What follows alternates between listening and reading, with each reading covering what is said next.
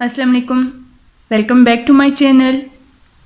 सबसे पहले तो आप सब दोस्तों का बहुत शुक्रिया, आप जो सपोर्ट करते हैं, अच्छी अच्छी कमेंट्स करते हैं। आप सब बहन भाइयों की हौसला अफजाई का शुक्रिया। इस तरह मुझे भी मज़ीद आगे बढ़ने का मौका मिलता है। तो चलते हैं अपनी वीडियो की तरफ। आज की वीडियो जो मैं बना रही हूँ ये बेसिक गाइड के बारे में है कि स्टिचिंग में आपको कौन सी बेसिक चीज़ें जो हैं वो मस्ट पता होनी चाहिए, कौन सी वो ज़रूरी बातें हैं जो जानना आपके लिए सबसे पहले ज़रूरी है। कपड़े के बारे में जान पहचान होना ज़रूरी है। अब हवा के मुताबिक कुछ सर्दियों के कपड़े होते हैं, कुछ गर्मियों के कपड़े होते हैं और कुछ मौके के मुनासबत से होते हैं। वैसे तो गर्मियों के लिहाज से 3 मेन चलने वाले स्टफ़ हैं। लॉन का स्टफ़ हो गया, सबसे कंफर्टेबल होता है क्योंकि यहाँ पे गर्मी काफ़ी शदीद पड़ती है, उस हिसाब से काफ़ी करामद रहता है। तो फिर कॉटन का स्टफ़ हो गया। तो इसकी खासियत ये है कि जब बिगनर्स होते हैं जो शुरू में सिलाई का काम करते हैं उनके लिए सबसे बेहतरीन स्टफ़ कॉटन का स्टफ़ होता है। इस पे सिलाई सीखना बहुत आसान होता है। और लीलन हो गया, लीलन भी काफ़ी किस्मों की होती है, कोई पतली होती हैं, कोई मोटी होती हैं। तो अरबी लीलन, स्लब लीलन और आम लीलन, ये तो आम चलने वाले हो गए। इसके अलावा चिकन का फैब्रिक भी होता है। चिकन का फैब्रिक मुख्तलिफ पैटर्न्स के साथ आ सकता है। ये तो गर्मी की मुनासबत के लिहाज से हो गए। फिर सर्दी में आते हैं जी, वेलवेट हो गया, वो तो आप उसने देखा ही होगा। वेलवेट, खद्दर, मरीना, अल्फाइन, और ये तो वैसे नॉर्मल चलने वाले हैं। और कटवाई हो गया। फैंसी रेंज में आते हैं जी, जामावार होगी, मैसूरी, सिल्क की भी काफ़ी किस्में हैं।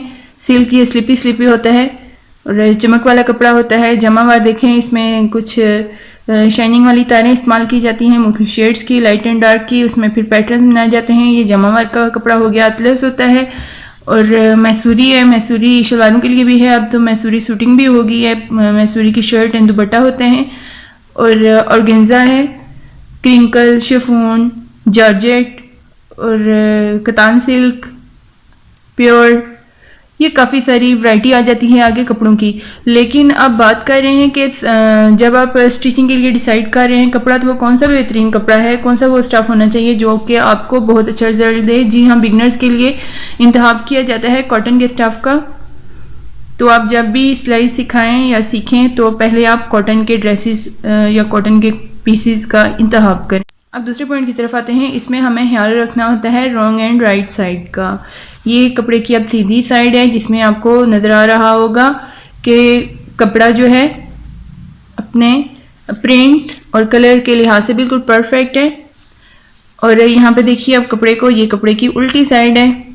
कुछ कपड़ों में उल्टा और सीधा नुमाया फ़र्क के साथ नज़र आता है और कुछ कपड़ों में उसकी पहचान करना और उसको डिसाइड करना थोड़ा मुश्किल होता है।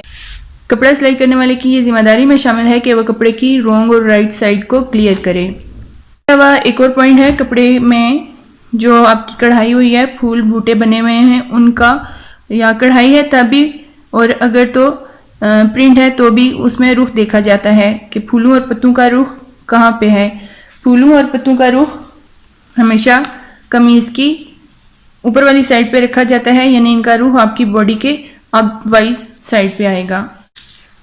बिगनर्स की ये मिस्टेक होती है कि वो क्या करते हैं कि एक तरफ से तो इसका रुख ऊपर की तरफ जा रहा है, कटिंग करते हुए वो मिस्टेक ये कर देते हैं कि फूलों का रुख एक साइड से ऊपर और एक साइड से नीचे कर देते हैं। ये गलत, यहाँ पे गलती आपकी पकड़ी जाएगी। आप देख सकती हैं कि पत्तों और फूलों का रुख नुमाया ऊपर की तरफ है और ये सारे, तो इस हिसाब से कमीज़ में गला इधर ऊपर वाली साइड पे बनेगा, दामन नीचे वाली साइड पे। बस सूरतों में ऐसा होता है कि जो प्रिंट है या जो एम्ब्रॉयडरी है उसमें रुख डिसाइड करना बहुत आसान होता है। एक पैटर्न जो होता है वो ऊपर वाली साइड पे फॉलो कर रहा होता है, जबकि दूसरे पैटर्न का रुख नीचे वाली तरफ होता है। ये प्रिंट में भी ऐसा होता है, ये कढ़ाई में भी ऐसा आपको देखने को मिलता है। तो इसमें आपको टेंशन लेने की ज़रूरत नहीं होती कि अब मैं रुख कैसे बदलूँ।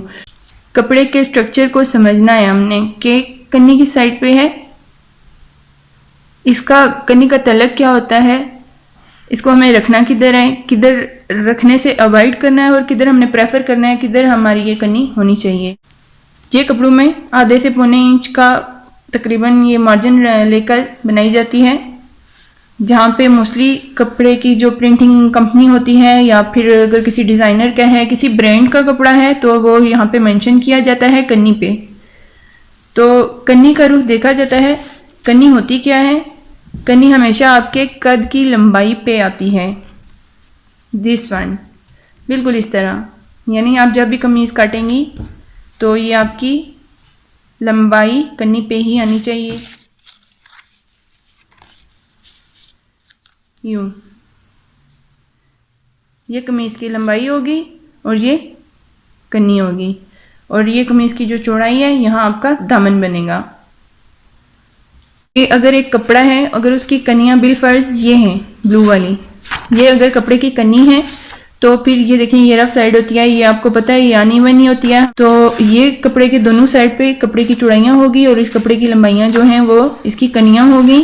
और जो कपड़े की ये चीज़ होती है तिरछी वाली, तिरछान जो होती है उसमें रेब निकलती है। इसमें कपड़े में काफ़ी यूँ अगर आप फ्लेक्सिबिलिटी होती है, उसको यूँ कपड़े को दबा के खींचते हैं तो उसमें काफ़ी लचक आ जाती है।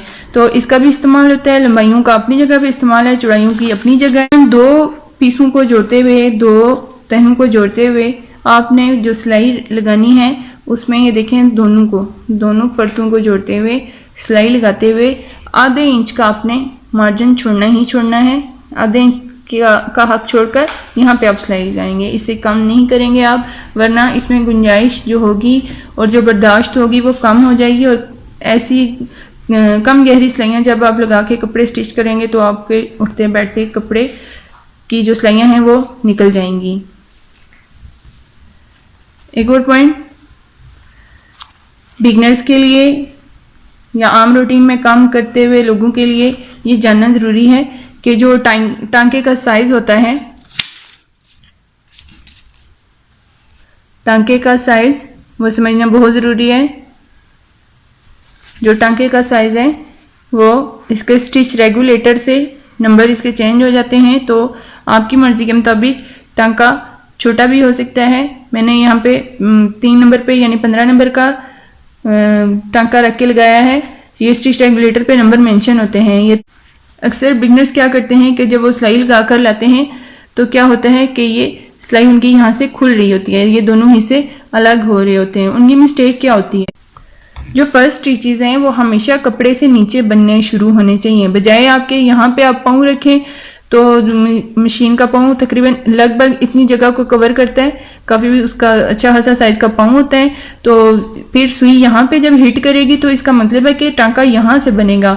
अब जो पीछे वाला कपड़ा जो बाकी रह गया उसका तो फिर अल्लाह ही हाफिज है, तो इस तरह फिर सिलाई ने तो खुल ही जाना था।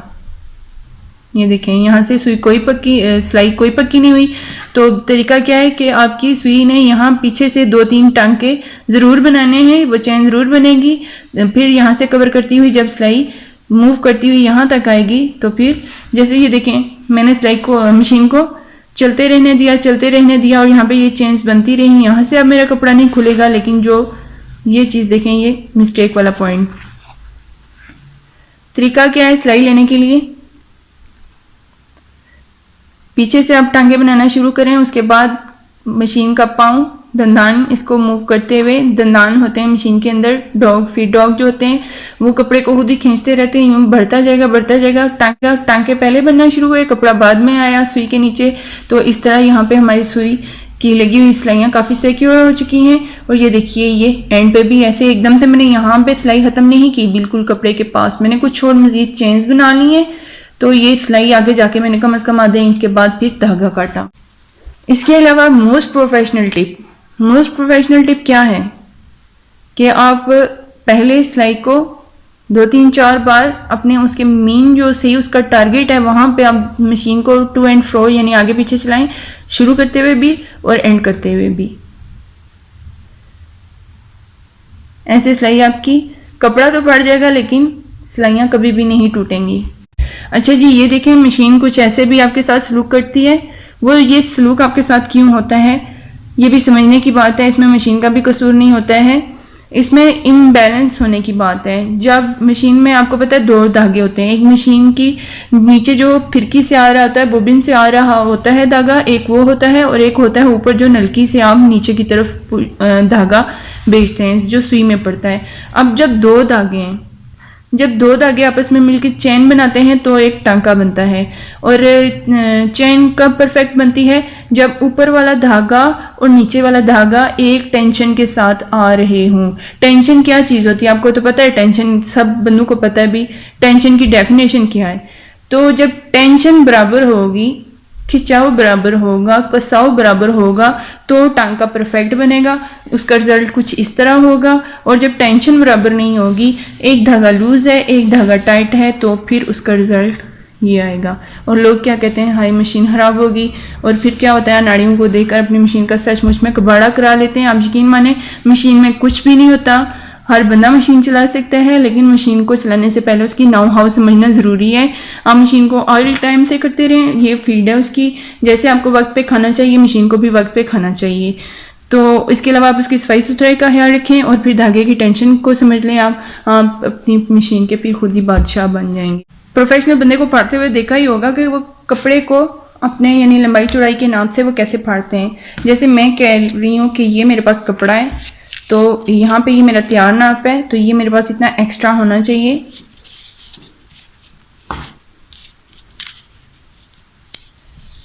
तो ये मैं फालतू का कपड़ा कैसे काटूंगी? अगर मैं काट नहीं रही तो मैं अगर उसको मैं यूं करके ना पकड़ के मैं उसको टीयर करना चाह रही हूँ, तो वो कपड़ा टीयर कैसे करूँ? ये याद रखिए कि सारे कपड़े टीयर नहीं होते, उसको मैं समझना ज़रूरी बात है, उसको समझना बहुत ज़रूरी है। आप कपड़े को लॉन कॉटन को और लीलन को टीयर कर सकते हैं, बाज रेशमी को भी टीयर कर सकते हैं। सारे कपड़े एक सीध में नहीं फटते, ये समझ लीजिए। आप जब काम करते जाएंगे तो आपको पता खुद ही चल जाएगा कौन सा कपड़ा सीध में फट सकता है। ये मैं लॉन का पीस आपको दिखा रही हूँ, उस पर मैं डेमो दिखा रही हूँ। ये कपड़ा फट सकता है, लेकिन ज़्यादा बहुत अच्छे तरीके से कैसे फटेगा? जब ये कन्नी वाले रुख पे सीधा लंबाई में निकल जाए। ये देखिए, ये मेरा कपड़ा बिल्कुल सीध में फटता जाएगा। कपड़े 2 तरीकों से श्रिंक होते हैं, या तो होते हैं जी पानी में डिप करके। आप उसको, मैं प्रेफर करती हूँ ओवरनाइट श्रिंक करूँ, पूरे रात वो पानी में पड़े रहें। लेकिन कुछ कपड़ों के कलर्स का एतबार नहीं होता। पहले आप कपड़ों के बारे में, कलर्स के बारे में चेक कर लें, कलर्स पक्के हैं कि कच्चे हैं। फिर उसकी तसल्ली के बाद आप उसको पानी में श्रिंक करें। 2 घंटों से लेकर 4 घंटों तक ओवरनाइट करें तो इससे बेहतरीन कोई चीज़ नहीं होगी। पानी में आप श्रिंक करते हुए नमक ज़रूर ऐड करें, नमक ज़्यादा मिकदार में डाल दें आप। और जो इस्त्री से श्रिंक होने वाले कपड़े होते हैं उनकी मिसाल जमावार होगी, और जमावार होगी, अतलस भी होता है, और एक और कॉटन टाइप की जमावार होती है, वो भी होती है, और मैसूरी भी होती है जी। जो अगर जो फैंसी कपड़े हैं वो तो इस्त्री से मोस्ट। आम कपड़ों में जो श्रिंक किए जाते हैं उनमें लीलन शामिल है, लॉन, कॉटन, और जैसे ये मैंने आपको बताया चिकन वगैरह, और एम्ब्रॉयडरी वाले कपड़े, इनको तसल्ली से आप श्रिंक कीजिए। बिगनर्स के लिए और आम लोगों के लिए ये हदायत हैं। आप इनको, अगर आपको नहीं पता तो आप इनको बार बार देखें। और वीडियो पसंद आती है तो लाइक कीजिए, चैनल को सब्सक्राइब कीजिए, और अच्छी बात को सदका समझकर आप हमेशा दूसरों तक इसको पहुंचाने की कोशिश करें। अल्लाह ताला हम सब का हामी और नासिर हो। अपना और अपनों का बहुत सा ख्याल रखिएगा, अपनी दुआओं में याद रखिएगा। मुनफरिद अंदाज चैनल की तरफ से अल्लाह हाफिज़।